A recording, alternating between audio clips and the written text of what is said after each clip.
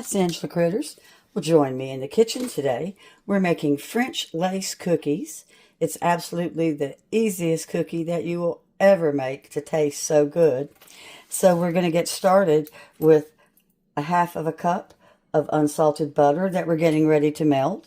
I've got 3/4 of a cup of granulated white sugar, 1 large room temperature egg beaten. I have 1 cup of quick oats, like Quaker, just plain quick oats, and only 3 tablespoons of all-purpose flour. You could use almond flour if you want these to be gluten-free. We have 1 teaspoon of vanilla extract, 1/4 teaspoon of salt, and 1/4 teaspoon of baking powder, not soda, but powder. Then we've got some cooking spray, because we're going to be spraying cookie sheets with aluminum foil on them, because each cookie is going to go on top of foil and be peeled off. Well, we've got our unsalted butter melted. First thing we're going to put in is our 3/4 cup of the white sugar. And we'll stir that till all the white sugar has butter on it. Then we're going to add our vanilla.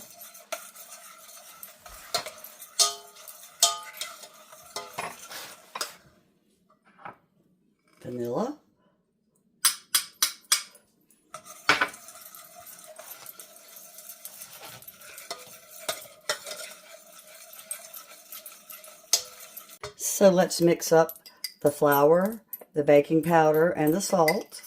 We're going to go ahead and mix that in to our melted butter and sugar.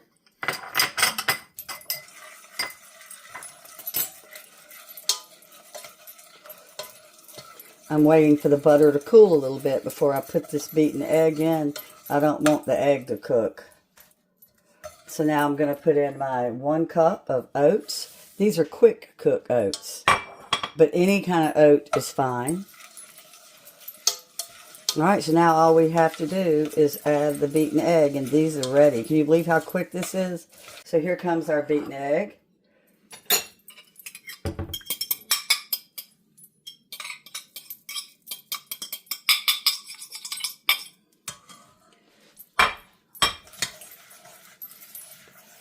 Alright, so that is it. Can you believe it? So I'm going to let these sit for a few minutes and kind of come together so they won't be quite so drippy. See how they're kind of drippy? They're going to spread when they cook, so I don't want them to go ahead and start spreading until they thickened up a little bit. And like I said, we put these on a foil-lined baking sheet. It's the easiest cleanup. You just throw away your baking foil when you finish. Alright, so we'll be back in a couple minutes. The oven is a hot oven at 350. I preheated it about 20 minutes ago to give it plenty of time to really get hot, because these cookies cook in 8 minutes flat. So I use a rounded teaspoon, and then I use a kitchen spoon, and I roll them off onto the pan. You don't make these real big because they cook in just 8 minutes, and they're real thin. You can almost see through them, which is why they're called a lace cookie. And you do them 3 inches apart because they do spread a little bit. And you don't make them real big. These cookies aren't good if they're too big. They really have to be a teaspoon. And so at the 8-minute mark, you pull them out, and they kind of finish cooking on top of the cookie sheet. And the cookies are just amazing. They taste like a caramel, or caramel, as I say, cookie. And yet, there's no brown sugar in these cookies. They're my daughter's absolute favorite. So she asked me to make some for Christmas, and then she reminded me I had never shared them with you on my channel. And I was like, oh, surely not, because this is really and truly the best cookie to be so simple. It's wonderful for a novice baker. You don't need any kind of equipment. You need a teaspoon and a spoon and a saucepan. Now, if you're a microwave person, you could microwave the butter and do everything mixed up in your glass microwavable bowl. But I started making these years before they had microwaves, and I just like to do mine in my saucepan.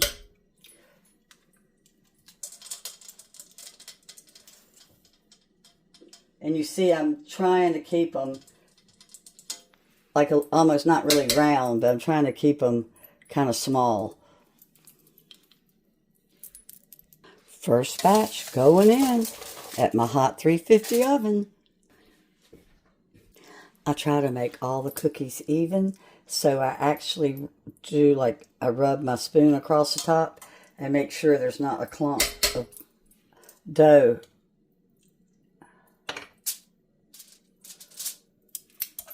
Because I don't want some of them to be raw and some cooked on the same cookie sheet.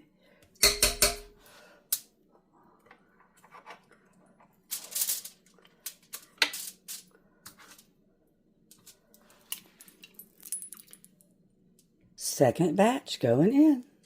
Can you see how the edges are golden brown and the middle's not? This is how they're supposed to look. They are the best cookie. I cannot wait for you to try one. Perfection. Wish you could smell them. So we sprayed the foil, and look, they just fall off. Look at that. Look how shiny they are.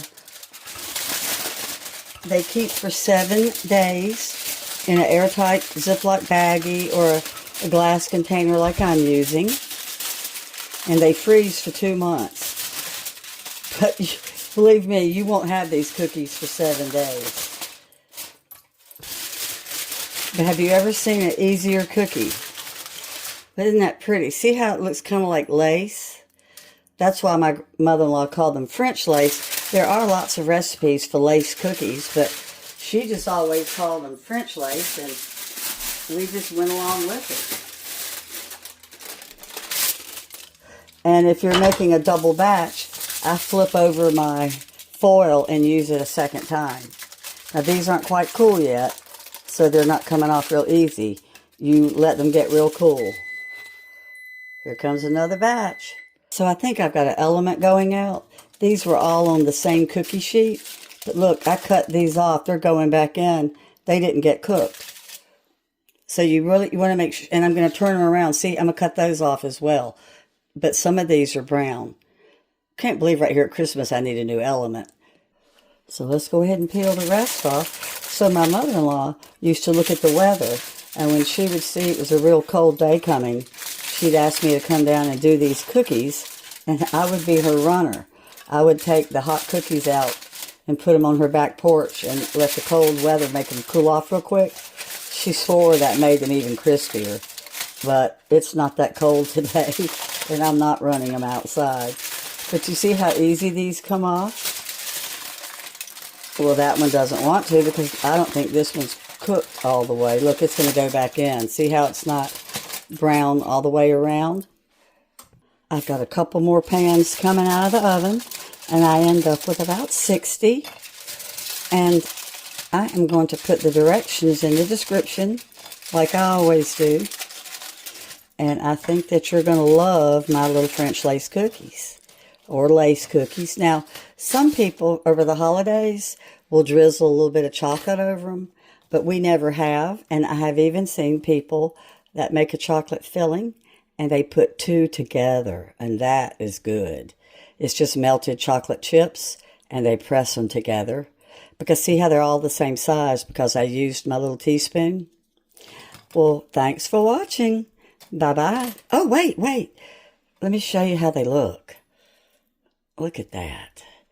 See how, so the bottom of it is as crunchy, but it's a chewy cookie. I want you to try these, and I want you to tell me how you love them. And it's also so economical. And it's a pantry staple. I always have oatmeal around. So it's one of my favorite cookies, and I think you're going to love it too. Bye-bye.